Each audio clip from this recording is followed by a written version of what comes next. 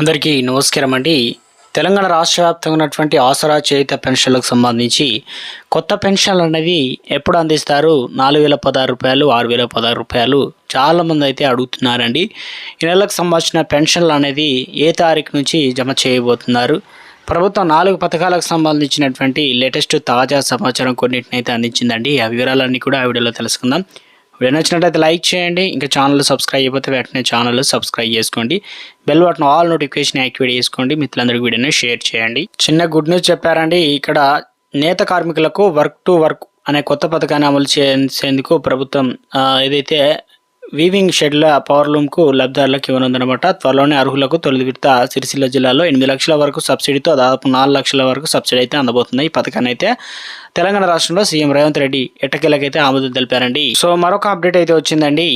ఆసరా pension లబ్ధిదారులకు సంబంధించి భూమి లేని వారు చాలా మంది ఉంటారు. వ్యవసాయ కూలీలు ప్రతి ఏటా కూడా 12,000 రూపాయల ఆర్థిక సాయం అందించేందుకు ఇందిరా మాత్పేయ భరోసా పథకాన్ని అమలు తెచ్చింది. అయితే 26 తారీఖున సీఎం రేవంత్ రెడ్డి ఈ పథకాన్ని అయితే ప్రారంభించిన సంగతి అందరికీ తెలిసిందే. ఇక కరువు పనికి సంబంధించి రూల్స్ ఏంటంటే 2023-24 ఆర్థిక సంవత్సరంలో కనీసం 20 రోజులు పనిచేసి ఉండాలి. పూర్తి చేసిన వారికి ఇప్పటికీ భూమి లేని వారికి ఉపాధి కూలీలుగా వెళ్తున్న పేద కుటుంబాలకు ఎంపిక చేసి ప్రభుత్వం అయితే ఈ డబ్బులు అనేది వారి ఖాతాలో నేరుగా జమ చేసేందుకు రంగం సిద్ధం చేసింది కదా. తొలి విడత ఆల్రెడీ 10 కోట్లు వేసింది. ఇప్పుడు మిగిలిన డబ్బుల కోసం అయితే భారీగా అప్లికేషన్లు రిజెక్ట్ అవుతున్నాయట. సో ఎందుకు కారణం ఏంటనేది ఒకసారి తెలుసుకునే ప్రయత్నం చేద్దాం. ఇప్పటికే రాష్ట్ర వ్యాప్తంగా 5-6 జిల్లాల్లో మినహా మిగిలిన అన్ని జిల్లాలో దరఖాస్తులు నమోదు అనేది పూర్తి అయిపోయిందనమాట. దాదాపు 2,24,487 దరఖాస్తులు అనేది కొత్తగా మళ్ళీ వచ్చాయట. వాటిని పరిశీలించి వాటిని దరఖాస్తులను కొన్ని దాదాపు 1,44,000 చిల్లర అయితే రిజెక్ట్ చేశారట. సో ఇప్పటికే రాష్ట్ర వ్యాప్తంగా దాదాపు 6 లక్షల చిల్లర అనుకోవచ్చు. ఇక రైతు భరోసా అర్హులు సాధించినప్పటికీ మరో 20 నుంచి 30,000 మంది అర్హులు జాబితా చేరే అవకాశం అయితే ఉన్నట్లు తెలుస్తుంది. ఈ పథకానికి సంబంధించి మొత్తానికి 6 లక్షల పైగా అర్హత ఉండే ఛాన్స్ ఉందన్నమాట. సో ఈ ప్రక్రియ వారం రోజుల్లో పూర్తి చేయనున్నట్టు తెలుస్తుంది. ఇక్కడ డబ్బులు అనేది ఇప్పటికే ఆటోమేటిక్గా భూమి ఏదైతే ఒకవేళ ఉన్నట్లయితే వారికి ఉపాధి పనులకు వెళ్తున్నారా లేదా ఆటోమేటిక్గా రిజెక్ట్ అవుతున్నాయి అనమాట. ఏ ఆర్టిఫిషియల్ సాంకేతిక సాధనంతో గుర్తిస్తున్నారనమాట. చాలామంది అనర్హులుగా గుర్తించబడుతున్నారు. ఎందుకంటే కొన్ని ఆధార్ కార్డు డీటెయిల్స్ నమోదు చేయకపోవడం, పేరు అనేది భూమి మీద అంటే వారి పేరు మీద భూమి ఉందా లేదా అని చెప్పేసి వివరాలు తెలిసిపోతాయి అనమాట. సో ఇవన్నీ కూడా ఆటోమేటిక్గానే తీసుకుంటుందన్నమాట. ఆసరా చేయుత పెన్షన్లకు సంబంధించి ప్రభుత్వం ఆల్రెడీ ఈరోజు కూడా డబ్బులు అనేది మీ ఖాతాలో అయితే జమ అవుతున్నాయండి. ఎప్పటి నుంచి ఎదురు చూస్తున్నటువంటి 4,016 రూపాయలు. ఎందుకంటే గతంలో మనకేం చేశారంటే డిసెంబర్ నెల పెన్షన్ జనవరిలో ఇచ్చారు. జనవరి అది కూడా చివరి వారంలో ఇవ్వడంతో ఇప్పుడు ఫిబ్రవరి అయితే రావడం జరిగిందనమాట.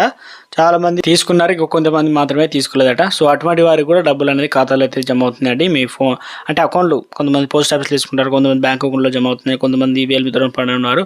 పోస్ట్ ఆఫీస్ అంటే పంచాయత్ సెక్రటరీ అందిస్తారు. సో ఈ రకంగా తీసుకుంటున్నారనమాట. సో మీరు తప్పనిసరిగా పెన్షన్ అనేది తీసుకోవాలి. గుడ్ న్యూస్ ఏంటంటే 15 రోజుల్లో పెన్షన్ అనేది మంజూరు చేస్తున్నారండి. భర్త చనిపోయిన భార్యకు పంచాయత్ సెక్రటరీకి తగిన ఆధారాలు అన్నీ ఇచ్చినట్లయితే కొత్త పెన్షన్ అనేది ట్రాన్స్ఫర్ చేస్తున్నారు ఎంపీడీఓ కార్యాలయం వల్ల. ఇక మీకు ఏదైనా పథకం అందకపోయినా ఇందులో 4 పథకాలు ఉన్నాయి కదా. కొత్త రేషన్ కార్డులు సంబంధించి చూసుకున్నట్లయితే పౌర సరఫరాలకు ఎంపీడీఓ కార్యాలయం అనుకోవచ్చు. అదేవిధంగా రేషన్ కార్డు రాకపోతే పౌర సరఫరా ఎంపీడీఓ. అదేవిధంగా ఇంకా మీకు వ్యవసాయం సంబంధించి ఉంటే రైతు భరోసా సంబంధించి మీకు డబ్బులు అనేది వారంలోపు డబ్బులు పడతాయి. ఒకవేళ పడకపోతే ఈ సంప్రదించండి.